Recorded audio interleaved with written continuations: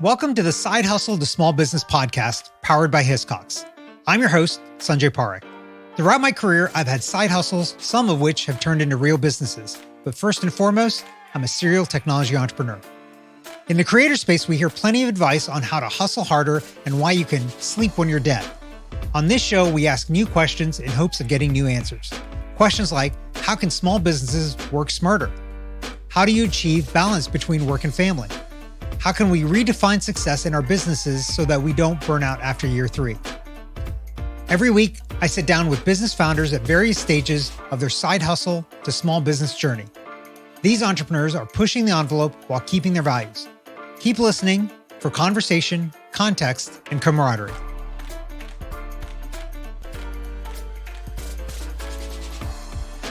Today's guest is Dr. Carrie Graham, an adult learning strategist and consultant. Carrie specializes in helping small business owners build training programs that not only meet, but exceed results. Carrie, welcome to the show. Oh, Sanjay, thank you so much for having me. I'm excited to have you on because I think the work that you do is squarely in, kind of impacts the people that in general listen to this podcast. So I think we're going to have a fun conversation about that. But before we get there, give us a little bit about what your background and what got you to where you are today. My background actually started in college athletics, and it was the best stomping ground. You had to make quick decisions as a healthcare provider with clear solutions. Fast forward through higher education, here I sit helping businesses improve their training programs, and it has been incredible, an incredible journey. Yeah. Okay. I got to ask about the athletics. What kind of athletics and what kind of medicine or healthcare were you providing to these athletes? Yeah. So I used to explain to like my mom and my relatives that when you watch a football game or a basketball game on TV and someone gets hurt, the person that runs out there is a certified athletic trainer. That's what I was trained to do. So my bachelor's and master's are in sports medicine / athletic training. And I just recently retired my certification. Oh, wow. Okay. Yeah. So I got to ask before we move on, what's the one funnest game that you ever went to that you still remember to this day? I'll give you two. One was I was working with women's basketball at the University of Washington. We made it to the Elite Eight in Florida. That was just absolutely incredible. And then one more, was the Final Four men's soccer at Dartmouth. We had to plow the field before we could play. Yes, like that is a real thing. That's a real thing. But the other one that touches my heart is I went overseas with a mission group, and the team was playing basketball on dirt courts. And actually one of our players dislocated her shoulder, and she was actually a Polish player. So her English was broken. We're in the South African bush, and I'm the only medical professional. I had to relocate her shoulder. Oh my God. Yes.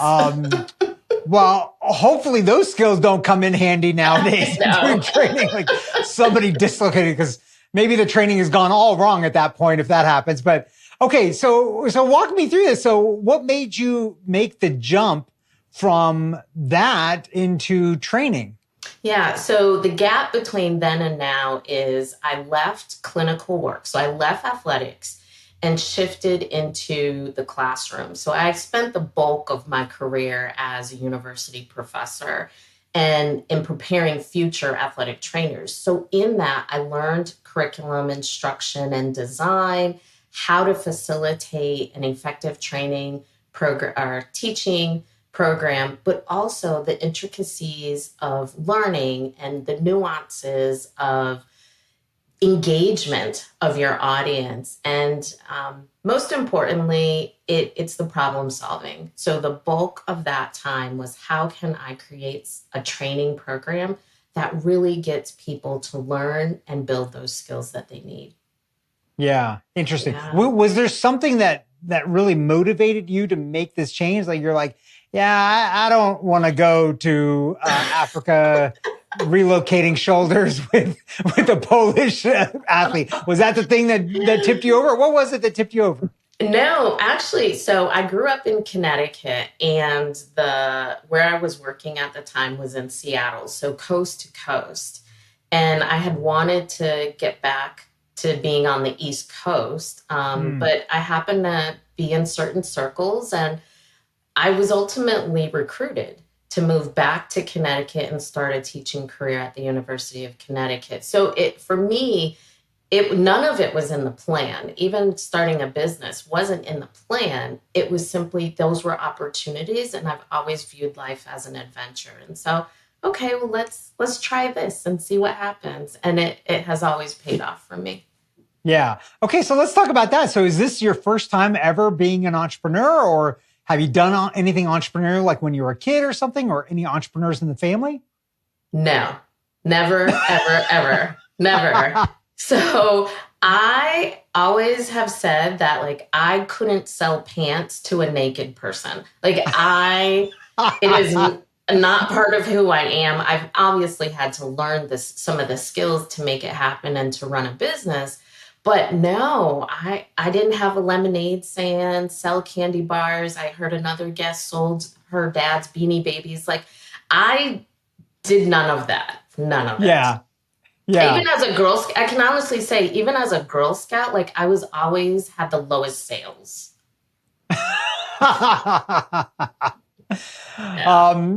Maybe that's not one thing that I've asked, actually, if you've done Girl Scouts and done door-to-door sales.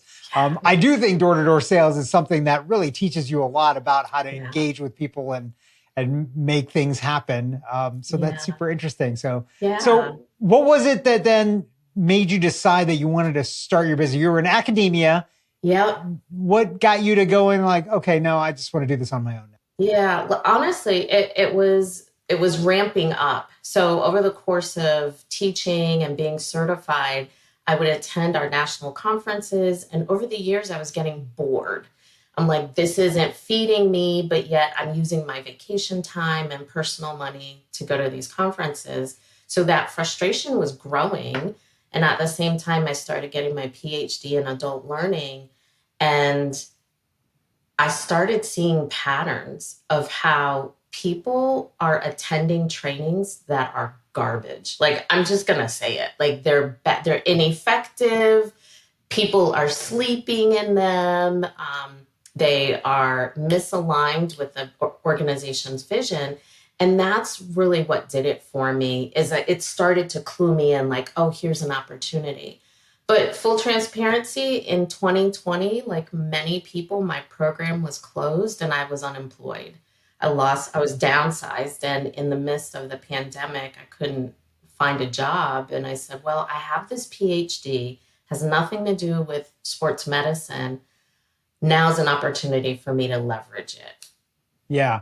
It's interesting that you say this, because I feel like I know a lot of people that go to those like required continuing education classes. They have to for their profession. And I always wonder, are you actually getting anything out of this, or is this a checkbox type of thing? And it sounds like that's what you've witnessed. A lot of people are just there to check the box. Yeah. So when I was first starting in my career, it was incredible. I was a sponge, like most people are. You're learning so much. But once you become skilled and your professional interests evolve, I don't want to say change, but they evolve. Oftentimes conferences that are structured to meet the needs of the masses, they don't necessarily meet all the needs of certain individuals. And I happen to be one of them. And actually some of my colleagues that were around the same age, they were starting, that was a common conversation we were having, is how, like, oh, I'm here, but I'm not interested in any of the sessions. And it's the same topic. So. Right. Yeah. Check the box. Like the same thing over and over again. Yeah. So, okay. So let's move to you starting this up. You did it at the same time as I think a lot of people tried to, because they were like, well, I'm stuck at home anyways. Might as well try something. Was there anything that made you nervous about making this leap instead of, doing this instead of looking for another job? No, because I had felt that, toward the end of my tenure, I started feeling frustrated. Like this, I don't want to do this anymore. There's got to be more to it. So I was looking, I was dedicated to my job, but I was, seeing what was out there, and I was not landing any conversations or interviews. But so given that, I turned in my final grades on a Monday. And that Friday I was like, what am I going to do? Like, I think I need to, like, I only have so much money, right? Like, I have got to figure this out. And it was honestly in some quiet time alone that during that week, literally it was in that 1 week that divinely I was directed, you need to use the PhD that you were blessed with. And there's a problem that exists. You need to work to solve it.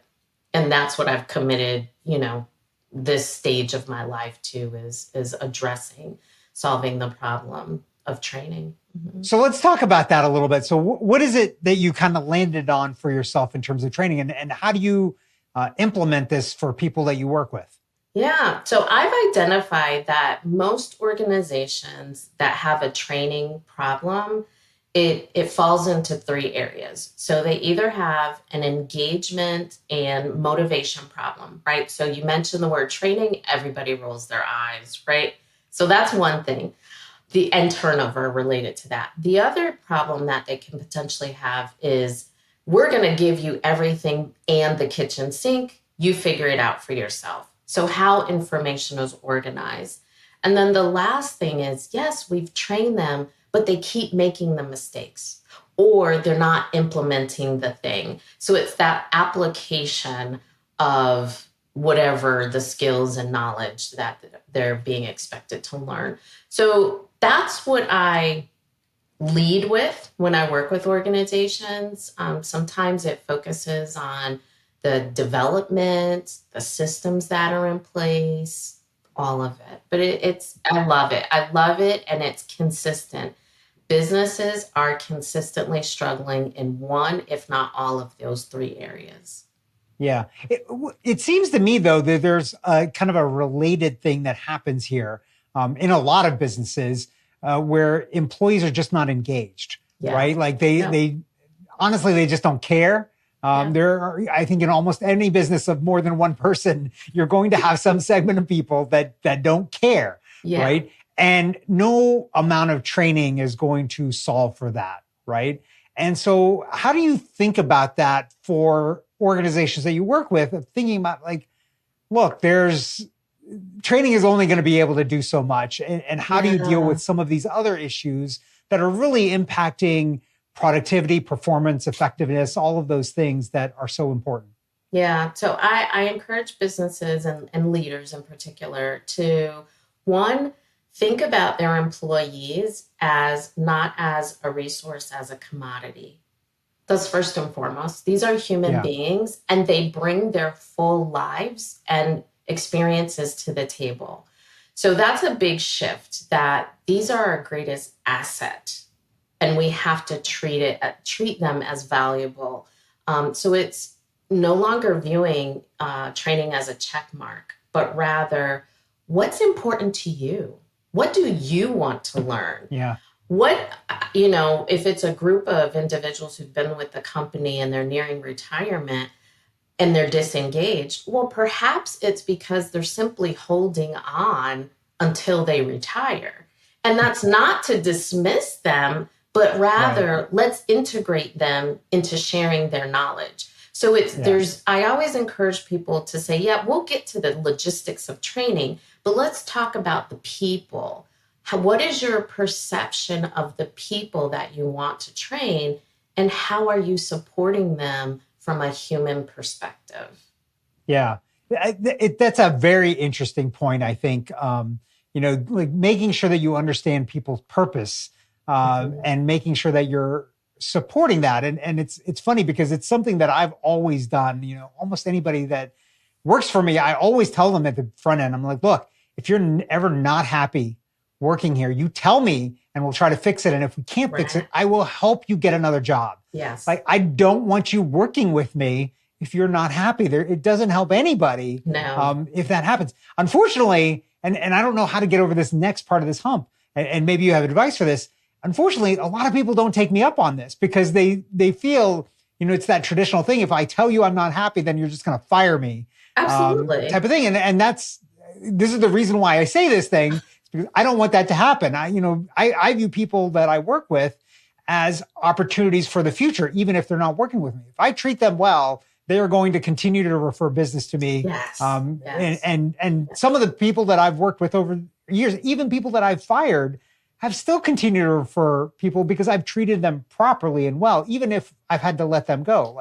So I don't know. I don't know what the question is there in all that morass of stuff. I think there is a question like, what kind of advice do you have for somebody to say, like, look, yes, I agree. Don't treat them like assets, or like just cogs in the machine, human resources, like they're actual people.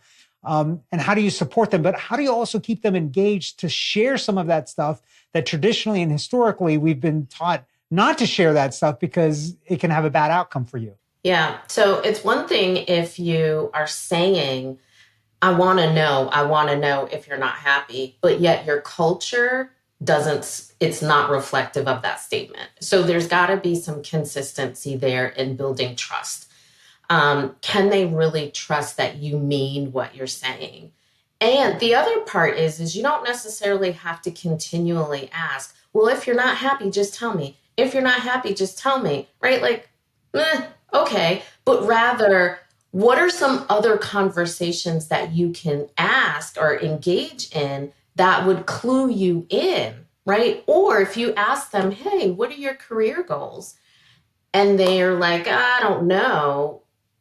Well, hey, come on. We've all been there, right? Like, why don't you, is this part of your career plan, or are you thinking about something else, right? So you can have conversations to open the door and reflect the information that you want without saying, just tell me. Yeah. Just tell me, right? So I would say there's that element of it. And then when it gets to training and you're trying to engage them, I always tell clients, Sanjay, and you're my new best friend, so I'm going to tell you, it's not about you. The training, it's not about you, right? Yeah. It's about them. So you ask, okay, you guys, we're going to talk about these pens today and how to construct these pens. But before we talk about the updates for construction, what's your experience been with them? And then you have to be confident enough to be quiet and let them talk. Hey, little Sanjay, I haven't heard from you. What are you thinking about? Or hey, blue shirt Sanjay, I know you've been here for a while. What, out of all your years of experience, what can you share? Yeah. That's how you engage people. You really have to make it about them and not about you. Yeah. I think it's, as you're talking, I'm like thinking about stories from my own past. I think it remains a struggle just because of, in general, what people are taught in terms of what they should and shouldn't share. Like I remember a time, there's a person that used to work for me. We're still good friends to this day. When she quit, she started crying in quitting. Like it's not the experience I'd ever had before. She was so upset that she was having to quit because she was wanting to go on to this other opportunity. And to me, like in reflecting back, it's like, well, I think I did all the right things because you felt so bad about quitting, even though it was the right move for you, that I feel like I've developed those good relationships. So, how can you use training then? Like, obviously that's one part of it, like sitting back and listening. How do you use training to continue to develop the culture that you want to have in your organization? Have you seen ways that that's been done that's been successful? Yeah. One of a key element that I encourage is that include leadership, or leadership needs to be included. And so often I have found that, we want to create a culture where people learn and share information, but it's just for this group segment of the population. No, if you're going to create a culture, it needs to be widespread. So that means everyone from the C-suite to the, the CEO, all the way down to the people who literally just sign their paperwork. We all need to be present. Now, present at different levels, you decide, but everyone needs to be a participant in building this culture of, hey, when you join us, we are all a part of learning. And that requires a shift. It definitely requires a shift in thinking. And that's one of the first things that I start with is let's shift how you view training. Yeah. Okay. I've got to ask you a question about the business itself, because as I'm thinking about it, I think your job must be fascinating, especially for somebody like me, because you're getting to go into all of these businesses and learn about all the different things that they do, right? Yes. What's the one, is there one that stands out most that it was so fascinating as a business that you learned so much about in doing this training? And tell us about that if there's one. I can see it in your eyes. There was one that stands out to you. Yeah. So I will say I am always honored when a business, and I view it as an invitation, they invite me into their home, because that is like, you invite a stranger into your home, they're going to see the cobwebs in the corner. They're going to see the kids who are misbehaving, like the dogs that are eating up stuff. And so I don't take it lightly. Like, I want people to know I do not take it lightly. But I've sat in some meetings with business leaders where I'm thinking to myself, Carrie, or actually as a Christian, I'm thinking, God, give me the right words to say to this person, because it's all wrong what they're saying. Like, I just need the right words. So like, I have had those experiences. I've also talked with business leaders who are broken, meaning they are heartbroken. Their spirit is broken because they cannot figure it out on their own. And they believe that they should be able to. So it is very interesting. It's a lot like when I was an athletic trainer and players would come to me privately and they'd be like, Carrie, X, Y, and Z happened and I don't want my coach to know. And like, am I going to get drug tested for like all the things? Like, you just, and I just sit and you listen. You have to, I have had to learn. And again, being an athletic trainer really taught me this, how to listen to what people say and what they are not saying. Yeah. Yeah. Okay. Let's talk about the business a little bit. You made this, to me, pretty monumental shift from academia into being an entrepreneur. When you made that shift, how did you start finding clients for yourself and getting the word out? Because before then, you really weren't talking to any of these people, right? So how did you get going on this? I would say, so I did join a group. I will say that, and again, like, it was that Friday, the deadline, they were closing their enrollment. And I was like, oh my goodness, got to get in here because I need help, right? So like, that's why it was a week. So I was in a year-long group program, and I met a lot of people there. And a lot of my first clients came from being in that group. And what was the focus of that program? What was it about? It was a group to support women in building businesses. Okay. Yep. So there was that. But one of the frustrations that I had early on was language and use of language. So what I believed, like, I would have a thought and I would reach out to someone, let's just say on LinkedIn, in an effort to see where they are, how I could support them. And I would be using words that I thought and meanings that I thought everyone was using. And that wasn't the case. So for example, in human resources, I would say training, but their interpretation of what that meant was something totally different.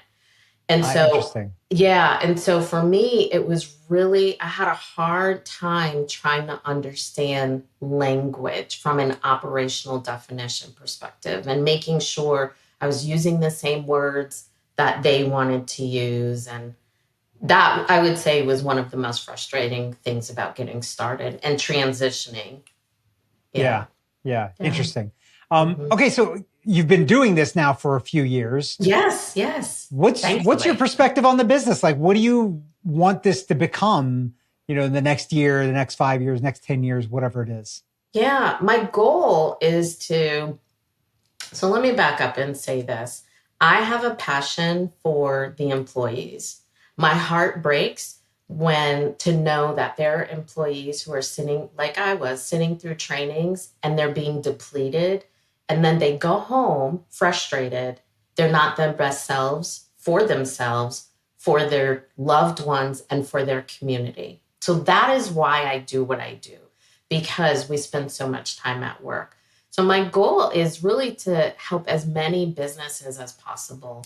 I haven't put a number on it yet, but I guess you've helped me rise to the challenge. 200 businesses, right, in the next few years to change how they view and use training to support their employees. It's really important to me that these shifts need to they need to happen. Yeah.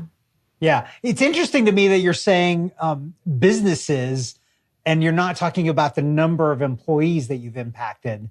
And why are you thinking about it that way instead of employees? Because your passion is people and the employees, but you're saying businesses. Yep. And it's because I can't get in front of the employees themselves.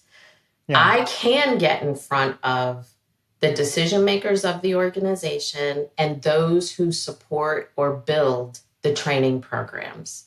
And so I know that the work that I do with a business or an organization, it will in fact directly impact a larger group of people. Yeah. It's an interesting way of thinking about it. Yeah. For sure. Okay. I got a couple questions for you. Last questions here for you. Okay. You've been doing this now for a little bit. Is there anything, like, thinking back now over the years, that if you could go back in time and do differently, you would? And if so, what is that? In my life or just in this business journey? Well, I mean, I was thinking the business journey. Okay. Life might be good too, but let's start with the business one. Okay. In the business journey, honestly, I would say I would put my ego aside and I would hire help a lot sooner than I had. And it was a hard one for me to realize. And given that I had, like, a few years before had received my Ph.D. And so it wasn't a sense of arrogance that, I'm the greatest since sliced bread, but rather I'm smart enough that I can figure this out. I've been doing this for 20 years, the work for 20 years, and I have a PhD. I should be able to figure it out. And, all business owners, especially if this is your first go at it, please extend yourself some grace and recognize, yes, you've been doing that thing for so long. But running a business and different elements of running a business, you haven't done. And that it's just okay. So that would be the one thing that I'm not going to say I regret it, because I've learned the lessons. I can share it with others, but I definitely would have done different. How long did it take you to realize that you needed help and get help versus how much earlier do you think you should have done that? Well, you don't know what you don't know. And right. that is a really true statement. And so I didn't realize all the intricacies of it. So I thought being in a group, I'd get all the answers. It got me started. And then I went for a little while, and then I was able to bring someone on to help set me up from a tech perspective. Oh, I got it. It's all gravy. I'm good, right? And then a year later, oh no, I need help with a marketing strategy, right? So you won't know until you go through the process what you need help with, but not delaying that decision. Like, as soon as you've tried to address something a couple times and it's causing you more frustration, that's the red flag to say, let me find someone to help me do this. Let me, please. Yeah, in the long run, it's a lot less expensive just to pay somebody and get that help rather than just keep toiling away at it. Yeah, fantastic advice. Okay, last one for you. What would you say to somebody who's thinking about making the leap like you did and either, starting a side hustle or a full-time business? I would say you have everything you need. You really do have everything you need. Take some time to sit quietly and reflect on all your experiences. Even if they don't seem like they're related, they are providing you with something, whether it's skills or knowledge. Those past experiences are providing you with something that you need and can leverage for this endeavor. So you really have to take the time to quietly sit with your thoughts, be reflective. And if you are unwilling to do that, you're really going to struggle as a business owner. That is true. Yeah. Great advice. Carrie, how can our listeners find and connect with you online? Yeah, I would love for them to visit my website at drcarriegraham.com. There are so many resources that I want to share. They are free. And there's also ways that people can reach out to me and ask me questions or connect if they want to. But the website is hands down the best place to go. Awesome. Thanks so much for being on today. Thank you so much for having me, Sanjay. This has been fun.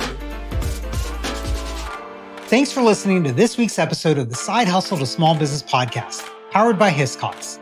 To learn more about how Hiscox can help protect your small business through intelligent insurance solutions, visit hiscox.com.